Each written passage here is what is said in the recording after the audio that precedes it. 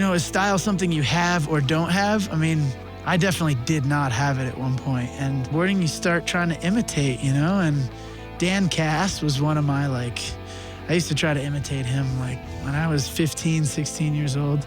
So I crafted a style off of everybody, but I certainly was kooking it at one point. Imitate to emulate to then becoming your own. Were you conscious of those steps? Definitely. I didn't because once I started competing against guys like Danny and guys like Kevin Pierce and Mason Aguirre, I couldn't really copy them in the contest. So then, I don't know, I'd just take bits and pieces from everyone's riding that I liked and really tried to make my own, but it happened very naturally.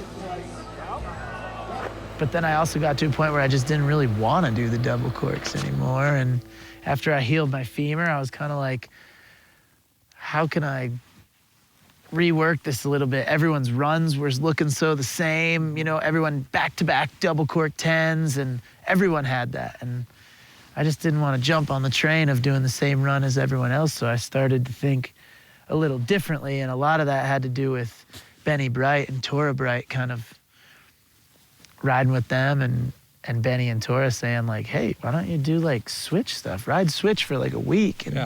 And I did. I'd started riding, Benny had me riding goofy on the chairlift and everything, and I rode full pipe days completely switch, and then started trying to learn tricks.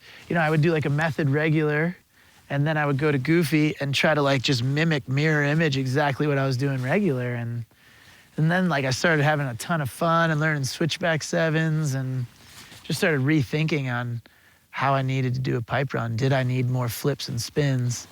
And the answer was no. I just needed to have a little more fun and open up my eyes to kind of unlock another door to snowboarding.